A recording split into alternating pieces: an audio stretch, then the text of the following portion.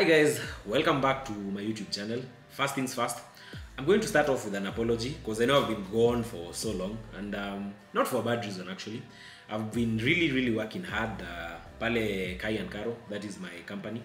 And you know, being the founder of a startup company comes with its own fair of challenges, and there are so many things that needed to be done. But I'm thanking God. The journey has been marvelous so far, and I don't have any complaints. In other news, I also managed to get my pilot's license. That has also kept me away from YouTube because it really entailed a lot of studying, a lot of reading, so many exams, so much flying practice, and it kind of gets you really tired. There's also the aspect of parenting. My boy Leo is growing, so if you combine all those factors, at times it can get quite overwhelming. But slowly by slowly, things are looking up, and I've at least gotten a few minutes of my busy schedule and a few hours of my busy schedule to drop this video, which I actually shot sometime towards the tail end of April. But for the challenges I've mentioned, we were not able to post that video, the Golf R video. So that's what we'll be posting today, and so many things have happened anyway. But anyway, I don't want to dwell too much on that. Let's dive right into the video.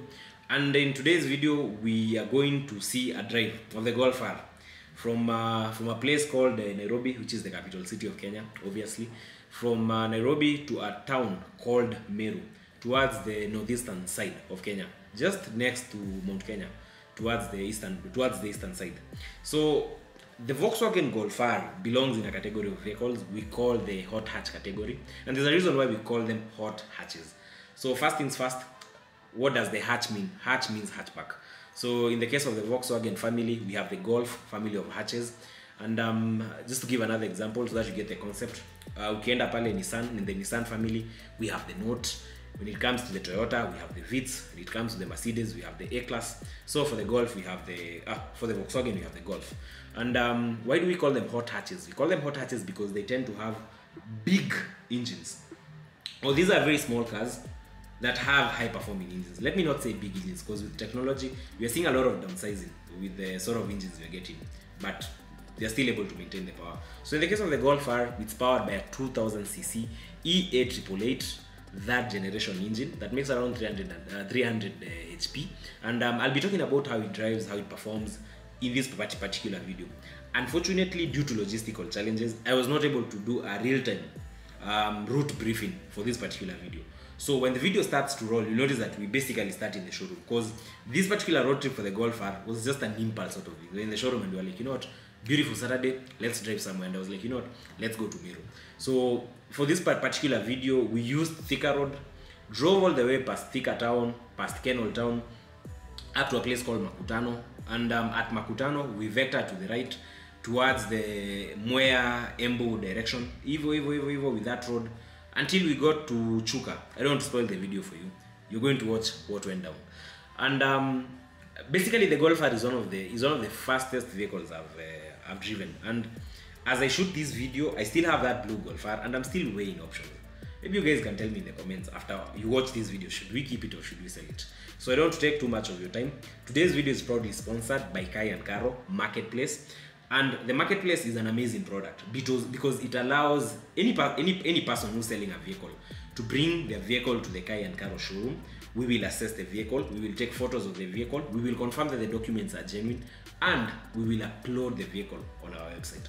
So any person who's coming to shop a car on our website, because we have a very trusted brand, the Kai and Karo brand is quite trusted, can access sell on behalf vehicles under the marketplace tag on our website. So it serves a lot of functions, because to the seller, it gives you the peace of mind of not dealing with clients. It gives you the peace of mind of knowing that your vehicle is getting the right market and it's getting the right attention. And to the sellers, to the buyers, sorry, you get the peace of mind knowing that this is a vehicle that Kairo's team has checked, has cross-checked all documents, ensures that the vehicle is okay, ensures that the documentation is fine, and we even have a condition scoring system on our website. So head over to kaiandkaro.com, and I don't take too much of your time. Let's dive right into that video.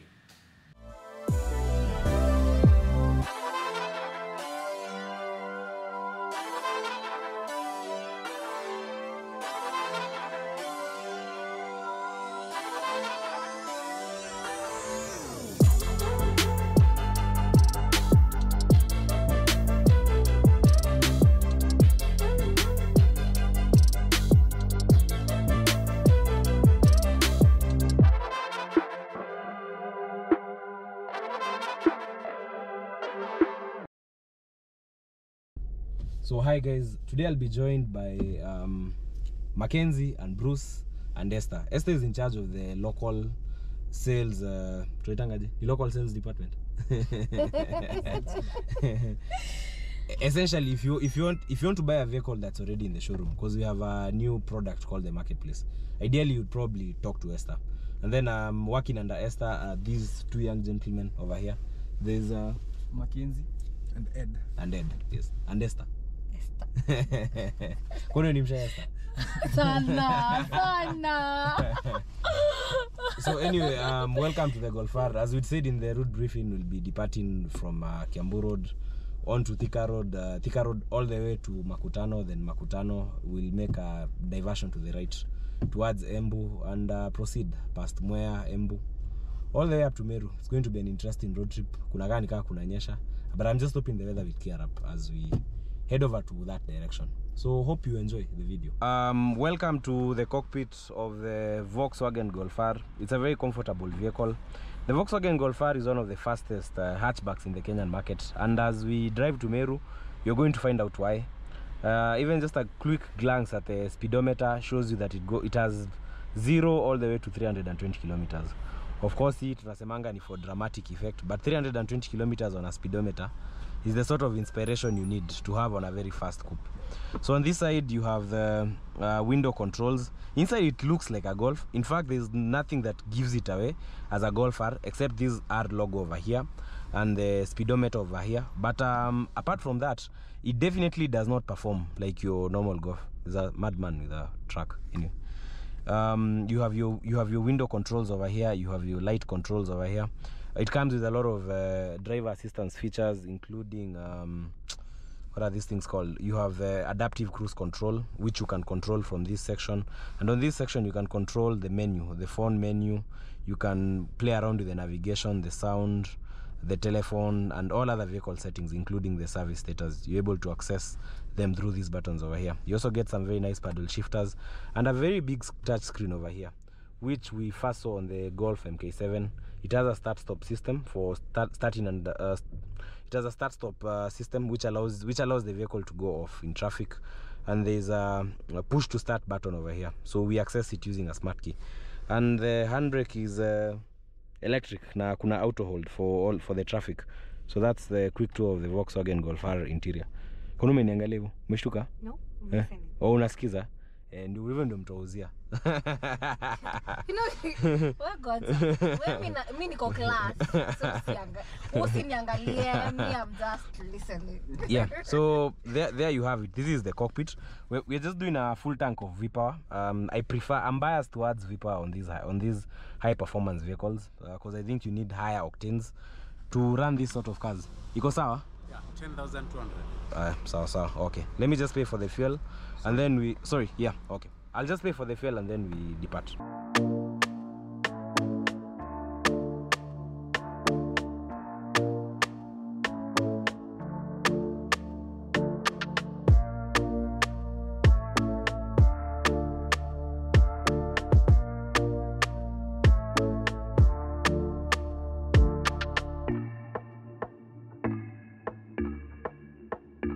We are currently 14 kilometers from Kiambu Road, just cruising past Githurai. It's raining heavily, which kind of adds a certain element of risk on the road, because you have to watch out for slippery roads. Umaiskid na gari kukinyesha? Si. Mimi niko na story na Makex, ndaambia watu another day. Lazima you have to be very very careful. You can even notice that the traffic has slowed down because it's raining heavily. But najua uko past Thika, tukifika uko maeneo ya Thika hapo hivyo hii weather inajua ija extend uko. It's raining very very heavily. But so far the performance is good. The Golf R has 6 gears if I'm not wrong. Zinakwanga 6 ama 7. They actually 6, which is interesting juu unaona ile MK7 ya 1400cc inakwanga na gear 7. Okay. Yuko na gear 7 and yet it's not a high performance, yes. Why? I don't know. Honestly, I also don't know. Because I also noticed adi GTI things ziko 7. I think gear 7 ni mostly for it's more oriented for comfort driving, but ukiweka gear sita, it's the perfect combination for performance. Jugari na accelerate sana evo, so you get very good acceleration, but gear saba I think ni like tang. I don't know, I won't try. Let me just confirm. The only way to find out ni kuweka manual and then acha nione kama, but hapa weather sasa ni mbaya. I think we'll have to confirm the number of gears on this car just once the weather clears up, because right now there's so much traffic. Hata wezi boost.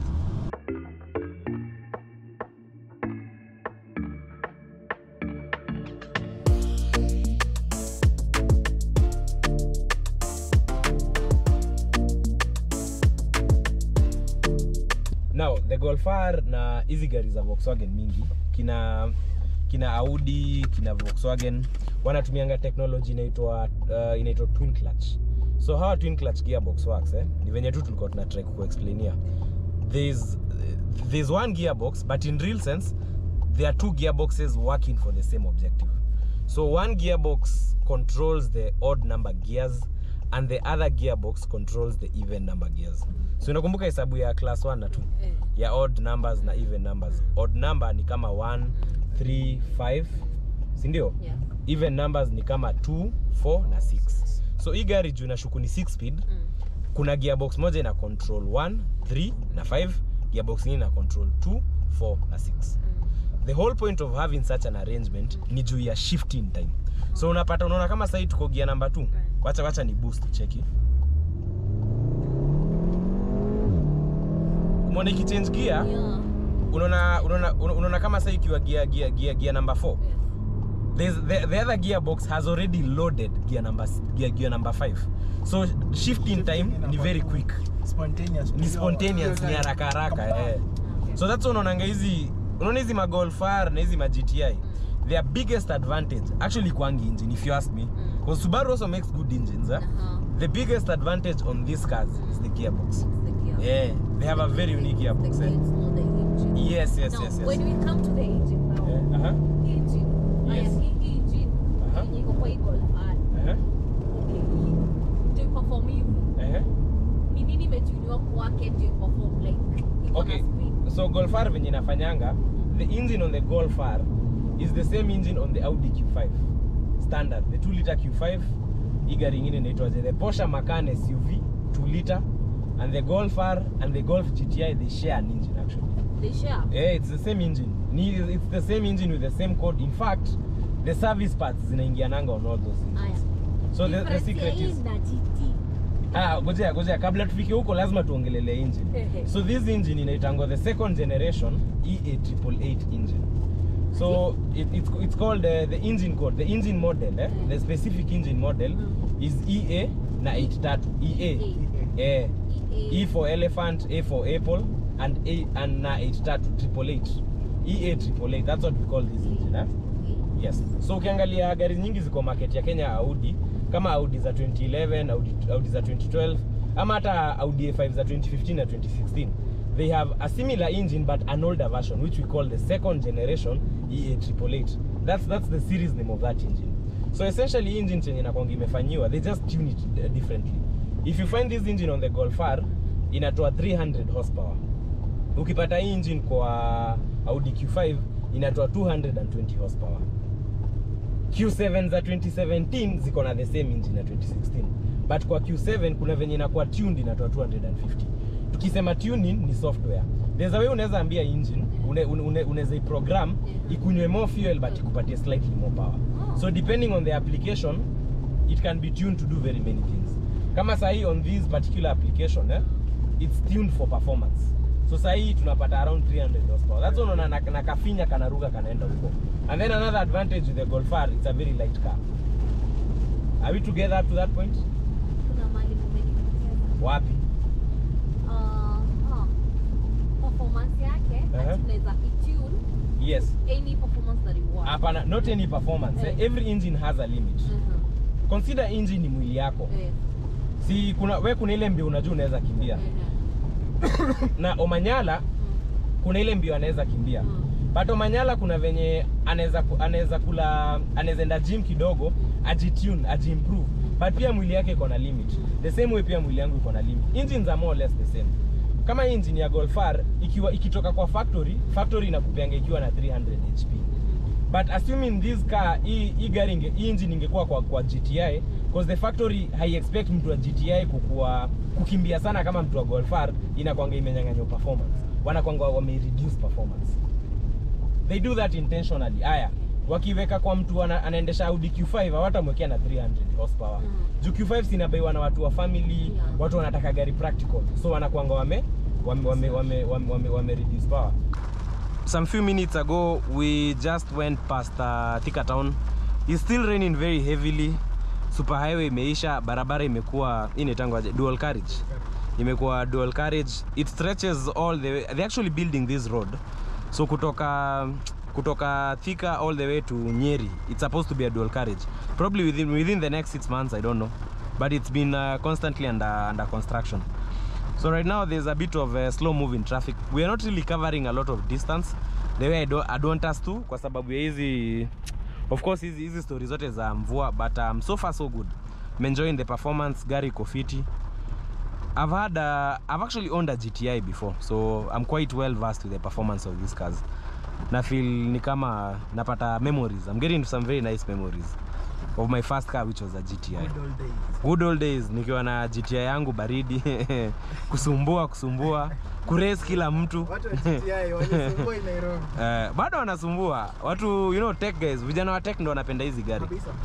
For some weird reason it's always an Audi, a C-Class or a GTI. But this kama notice watu wako na MK5, you're not letting go of them. Yes, I actually used to have an MK5 and I regret selling that car. I regret selling it. MK5 was the older generation kutoka zilianza I think 2008 hapo. Kuanzia 2004 to around 2008. That was the MK5. Very very nice cars. They had an engine called was it the BWA? I can't really remember. But those cars are beasts. Once you tune them, they can do a lot of crazy things. And a lot of guys still hold on to them because wanasemanga the newer ones are not as good.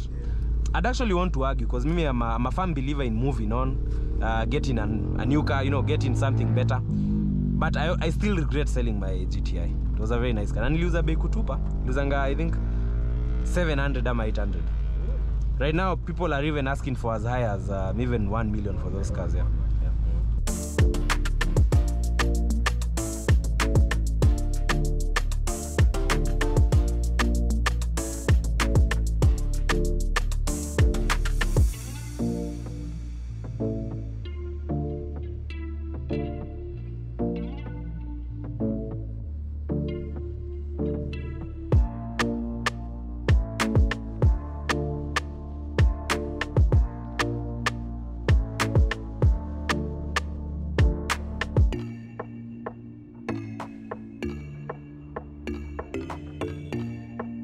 The stretch from Kenol tukiteremka hivi tuingie Makutano is magical.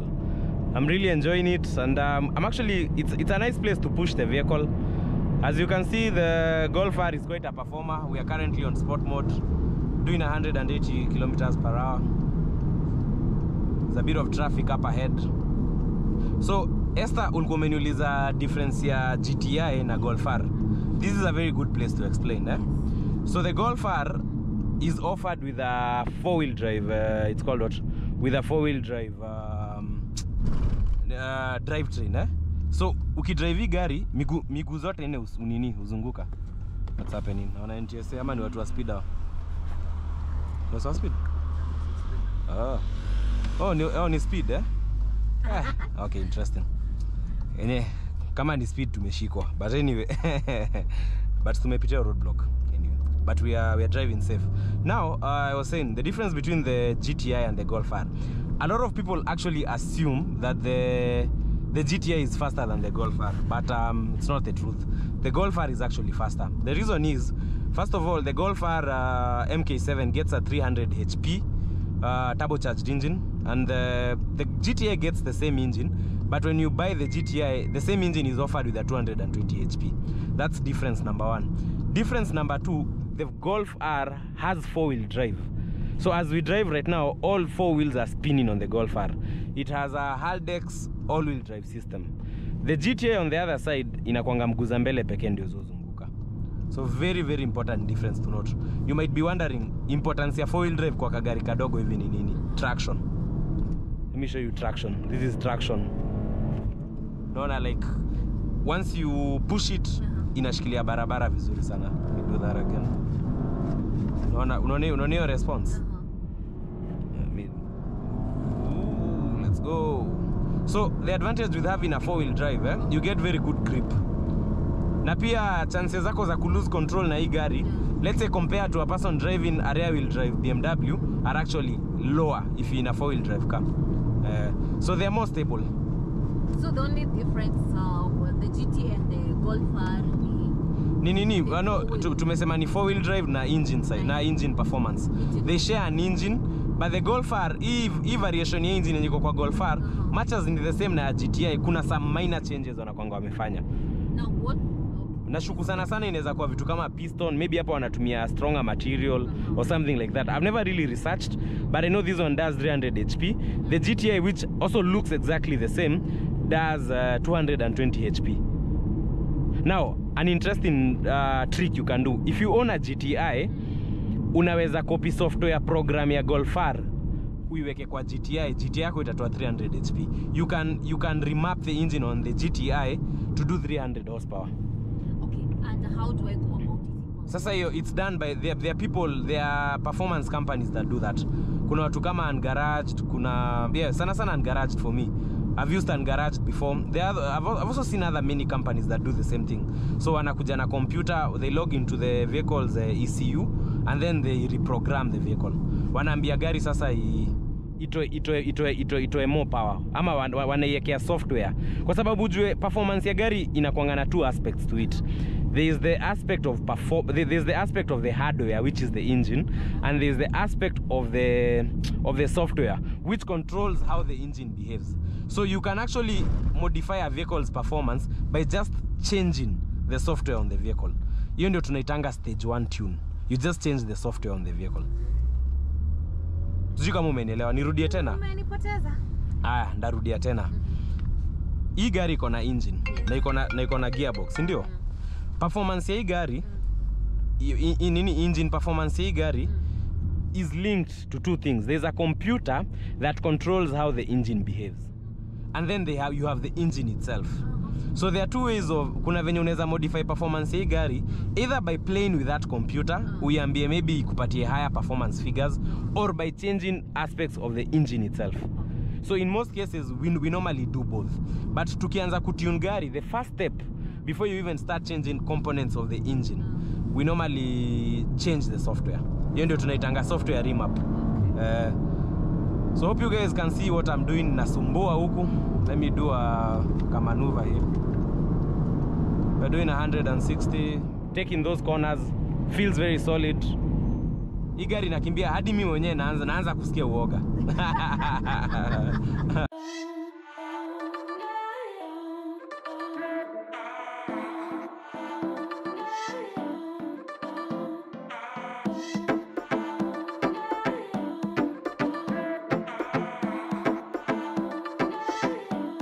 We've just gotten to Makutano Junction. So ideally, if you proceed, there are actually two ways to go to Meru. As I'd said earlier in the route briefing, you can either take the route to Nanyuki, which you will just have to proceed straight on all the way to Nyeri, then around Mount Kenya to Sumbuiga, then back, then approach Nyeri from the north, or you can take this other route, which is what we're going to do for today. We are going to divert towards the Mwea direction. So this is that junction. So as you can see, it's still under construction. There's a bridge still being built. It's raining heavily. This is the first time I've gone for a road trip and it's raining this much. Oh, they stop works. And essentially, I was hoping the weather would have cleared past Thika, but we're just getting patches of clear weather. So hope you guys are enjoying. We're not able to cover much distance as I keep on saying, but so far so good. There's a very big portal. Umeona portal hiyo gari imeingia? Portal inameza Toyota nini? Ile ni Toyota 100, 110. Inameza Sprinter. Niende pole pole tu. Sasa hapa. Kuna joke mbaya nimefikiria. but I won't say it. Say it. I know it's my first time. Ndio joke. Bado mjalod. Bado mjalod. Ujalod.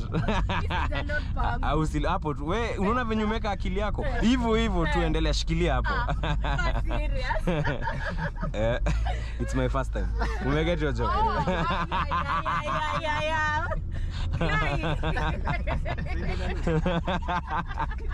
So anyway,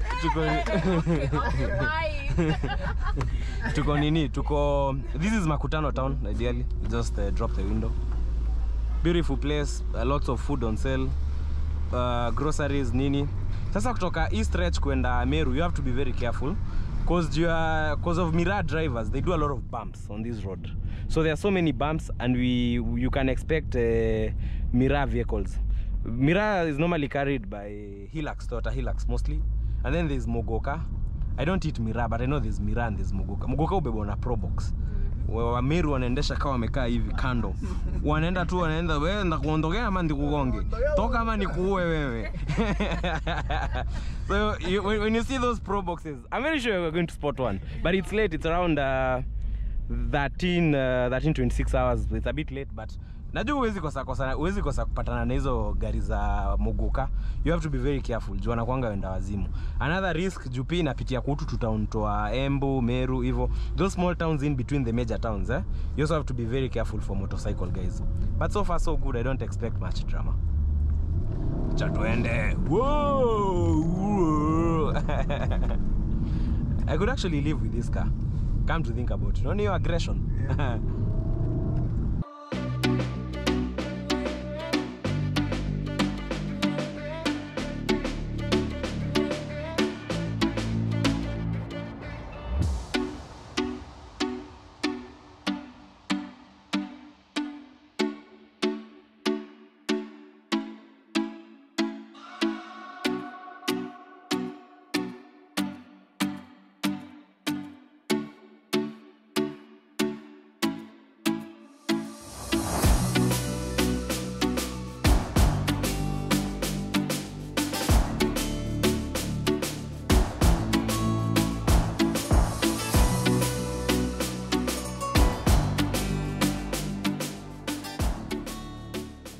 This should be Mwea town. Hope you've enjoyed the nice clips of the rice paddies of Mwea. So we're just going through Mwea. Mwea is in, this should be Kirinyaga County. Kirinyaga County governor is one lady called Her Excellency Waiguru, you know? Waiguru, yeah. It's a very developed place. Kuna kafiti sana.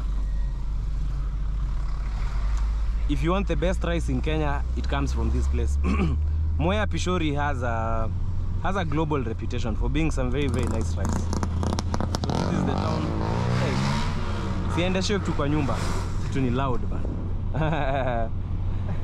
So welcome to Mwea town. Tukitoka Mwea, we should be crossing over into Embu County. Currently estimating 120 kilometers to Meru. It's not very far. Unajua Meru bedhi kwangi mbali. The only problem with this route, it's the way the road winds a lot. Number one, there are so many winding turns on this road. Number two, the fact that I mean there are so many bumps too. So huku kukimbiza gari is out of the question. So you just have to maintain like 100, 140. With the Golf R, it's easy to get to higher speeds, but considering the sort of risk, you also have to still try and maintain, especially when you're approaching these towns. So hope you're enjoying a view of Mwea town. Hii ni nini bedhe? Ama ni harvester? Ni combined harvester hii?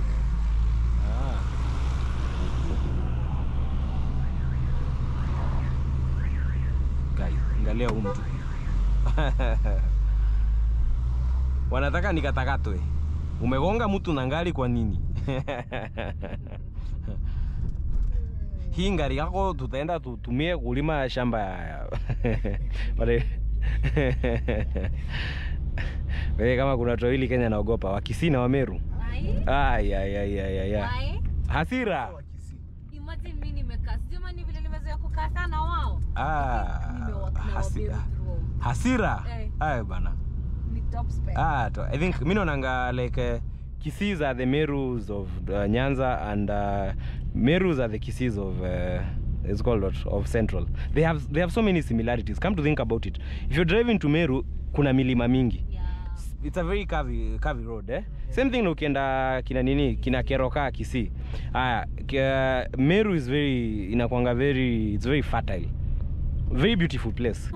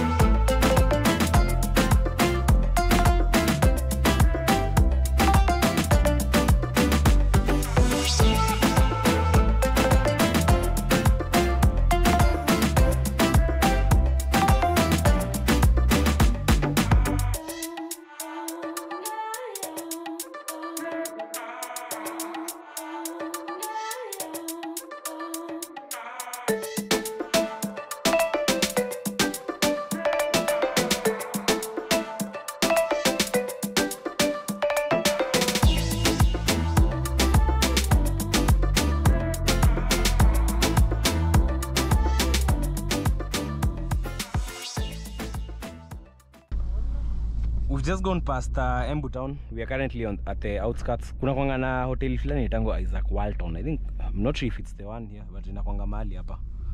Isaac Walton Inn. It has a very unique name, Isaac Walton. Very beautiful. Oh, actually ndio hii. It's actually the one. Ndio hii hapa. Isaac Walton on this side. So, hope you guys have enjoyed those drone shots over Embu town. It kind of gives you a better perspective. Hizi town unajua ukizisikia mahali unaonanga tu ni kama si place kubwa. But I think when you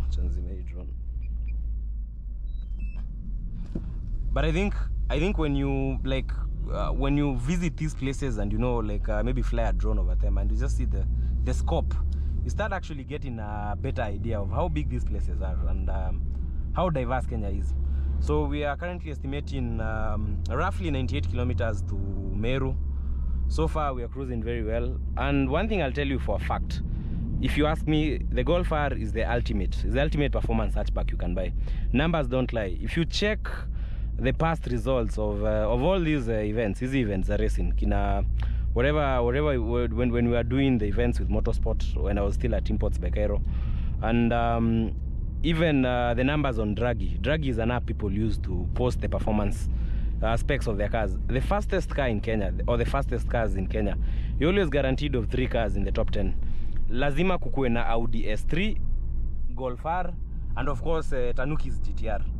But if you remove the GTR, the fastest car in Kenya actually, that crown actually goes to the Golf R. A stock Golf R does around 300 HP. The moment you start tuning one, you remap the ECU, as you were saying earlier, maybe do an aftermarket exhaust, do better cooling, forge those pistons. Only God knows what you're able to achieve with this car.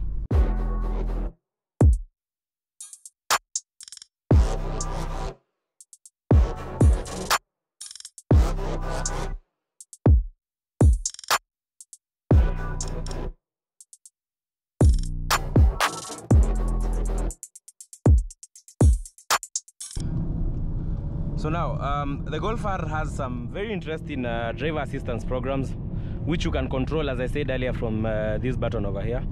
So, Ndezo gari za mira, I don't know if you guys saw that. Wow. Okay, insane. So you're able to control the lane assists from these buttons over here. Kuna place nimefinya zikakam. Let me see. How did I do? There's something I did. Can actually find. Let me see. Oh, actually knee button. So you have to navigate to the assist systems menu using these 2 keys over here, and you're able to set the sort of assistance programs you want. So for instance, right now I'm thinking of incorporating lane assistance. You have to be very careful. Okay, let's go back. So there's the lane assist. which essentially ensures that you don't look at that guy. Ndio. Look at that guy. Hiyo ni gari ya Meru. Now, the lane assistance program ensures that whenever you drift out of your lane, the vehicle is able to give you a warning. Let me just boost kidogo niondokea watu. Apart from the lane assistance program, there is the those programs. You have the just hold on. Yeah, there's the lane assist, there's the front assist, which essentially gives you protection from forward collisions. So for instance, I'm driving and I get too close to this Toyota Harrier in front of me. The vehicle is going to give me a warning. Now, if I don't respond on time, the vehicle can actually brake on its own. So some very interesting assistance programs. And I personally don't use them. But what I think I'd typically find myself using on a Golf R is mostly the adaptive cruise control, which we can activate by pressing this button over here. There's a way we activate it. Okay, I don't like the settings on this car. They are quite complicated for me, but essentially that's it. So I don't have to step on any accelerator or brake. The vehicle can maintain speed on its own. So let me just top up the speed and set it. Let me see. Okay, very complicated system, but essentially you get the same comfort features you still get on the Touareg or on the Cayenne or on the Discovery or on the Q5. But honestly, I'm going to tell you something. I don't like the way they implement it. It feels too complicated. So we are cruising on nicely. I've been thrown off guard by those Meru guys, because that's like hiyo ndio gari ya tatu tumepatana nao, si ndio? Yeah. They're quite scary when you see them, especially when you probably have like to go off the road kidogo to accommodate them.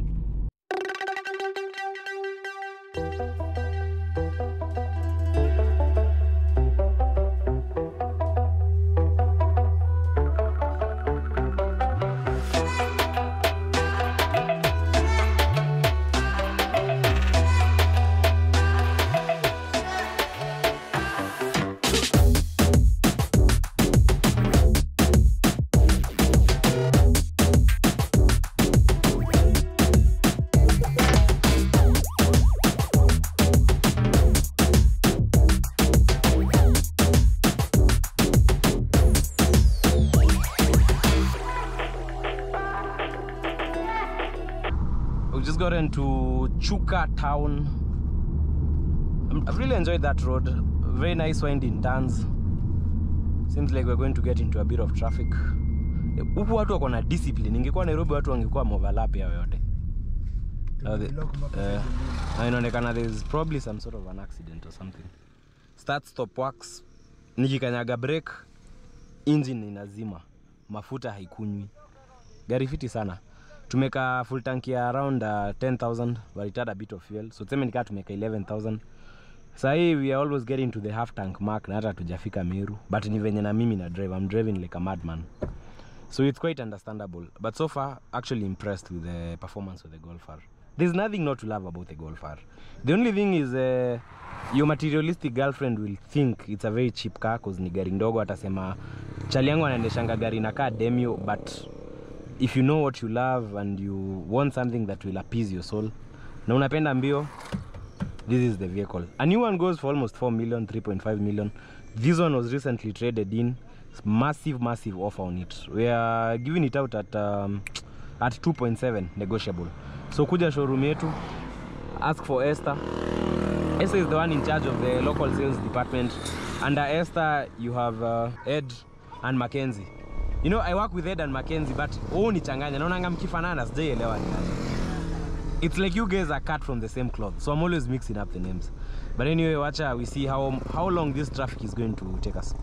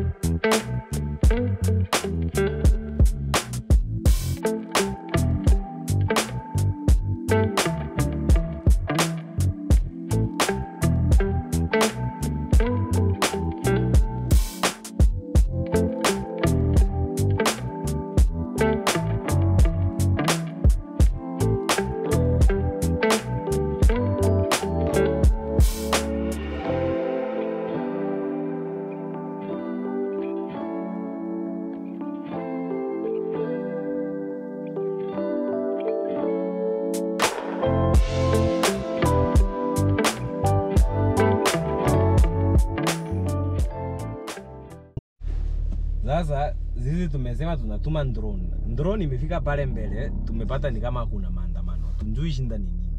So we're still waiting for them to clear up the traffic. It's been currently 5 minutes. Tunjui itachukua muda inakaa nje, lakini mimi kitu ningetaka kuambia wao vijana waache kufunga barabara. Sisi tunataka kupeleka miraa inafaa kwenda shamba. Ndege imegojea miraa Njomo. So I honestly don't know what's the problem. But we are currently in this is Chuka town. In Chuka. This is Chuka town. And then let me just check my GPS. We are exactly at Chuka. The next town is going to be Chogoria, and then Igoji, I don't know how they say it. Mwishune, Nkobo. Kobo, I know that's what they say, Kobo. And then we shoot straight to Meru. So everything is looking good. Tuko sawa. Esther, uko na swali, wewe ndio student huku leo. Esther amekuja akiniuliza maswali mingi. Unajua Esther amezoea kuuza mafilda. Mafilda, manini, mademio, maprobox. Hizo yeye ni pro. Yeye anaweza kwambia hata kiwa probox inanunuliwa wangu wapi. Kiwalai. Sasa ukuje nikuuzie this machine. Tumekuja nikimfanyia check out. So niambie any questions so far? Sasa niko fiti. Hebu kidogo, Mackenzie is calling. Tumetuma Mackenzie aende angalie kama venye madondo ufanya. Mackenzie niambie. Cheki unaweza kama hakuna makarao hata. Hakuna makarao. So tukuje. Usoni nini? Kuna accident ama shida nini? Ni accident, kuna msema dead yuko mbele amesijua mkono na ndugu. Cheki. Niaje? La. Hello guys. Acha nishuke.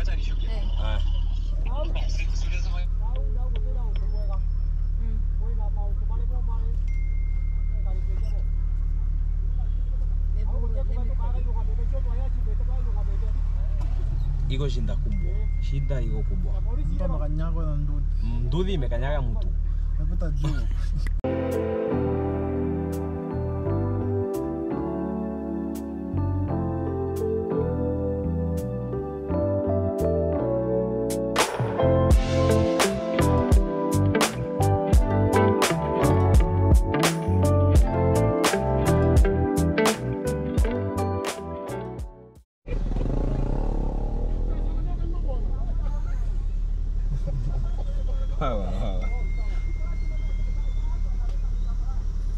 Karibu wakatwe. Kitoko hivi angekato. Mzame jambo. Anianze sijuzi niko na maswara. Last time nikapata pancha, leo mtu tena amekufa. Maombi hatuweza chime. Tunaomba. Huku inaonekana tear gas itarushwa. Na mimi sitaki kugunywa tear gas nikiwa kwa Volkswagen. Wacha turudi nyuma, let's secure the vehicle first. Tusonge mbele. Kwa hapa lazima tear gas itarushwa. Unajua pia polisi si watoto. They can only negotiate with you for as long. Tear gas tu itarushwa hapa. Skulls will get cracked. And mimi kumwagikiwa na damu. Ya. Acha turudi nyuma tu.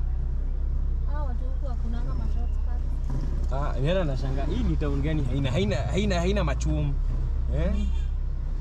Juu hapa hivi unataka kuniambia kuna mali gari inaweza pitia. Niona nashangaa.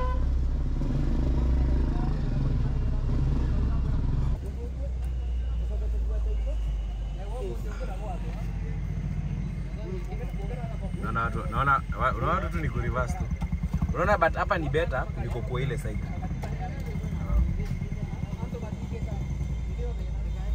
Turudi nyuma tu. Sasa hapa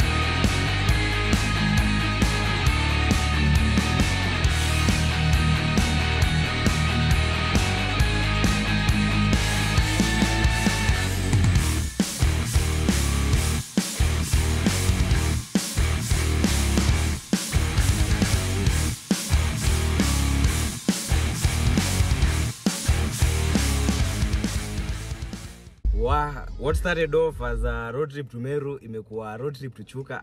We actually 50 kilometers to Meru roughly. A road trip to Chuka, running battles with police.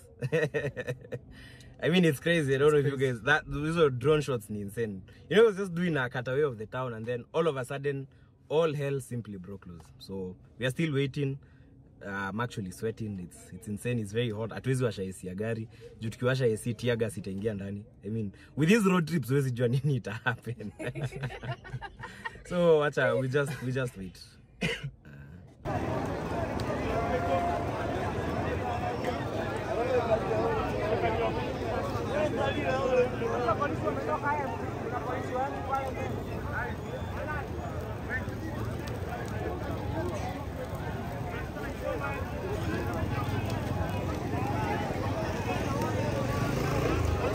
I don't think we will be going anywhere. Might have to terminate the journey at this point because we are currently boxed in. We can't go back to Nairobi, we can't go back to Meru. Currently 55 kilometers away from Meru, so I'm thinking two options. Either we go back to Nairobi and come and finish the trip with another vehicle. But I hope you guys have enjoyed checking out the R, and it's quite unfortunate that we've had to stop at this point. So I'll do another video. I'm trying to think with which car, but I'm going to figure out. In the description, I'm going to put a poll, and you guys can choose. Juu lazima tumalize hii safari. But for part 2 of this, I'm going to use the other road, Nyeri, then Nanyuki, Sumbuiga, then down to Meru.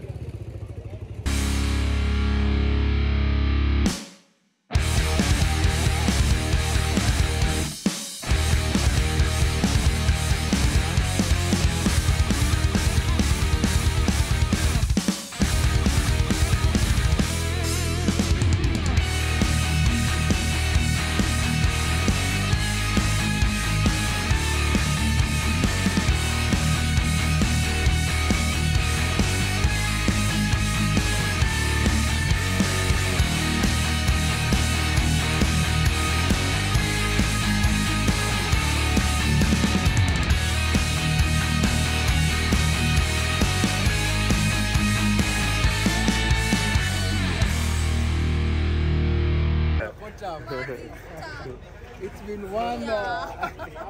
Tumalizie? Niaje. I think tumalizie, and then part 2 we do via Nanyuki. Hatuendi mahali. Clearly. Hatuwezi rudi, barabara imefungwa. Kurudi ni shida, kwenda Meru ni shida. We are boxed in. So we just wait vita iishe. Juu sasa tuko katikati, si ndio referee. Alafu sasa tutajua vita enda home. Wow. Ni tear gas hiyo. Tear gas eh. Imeenda kwa shamba. Imeenda kwa shamba. We wa. Wewe asirusha tear gas hapa. Azi. Unaona rodi? Kitu muhimu ni huko juu. Ni wajanja wa makarao. Wame strike ile spot pale juu. Kwenye mawe zilikuwa zinatoka. Alafu uzuri nyingine pia at least wanatu safeguard hapa kidogo. Bedhe kwa peti. But kuna mawe zimerusha hapa. Za kutoka huko juu wameanza. Sasa hapo inashuka na gravity. Gaiwa wasikuje huku wasifanye turushiwe nini tear gas. La. Na pale kuna clean water. Unajua hiyo mwili kichukuliwa that is it.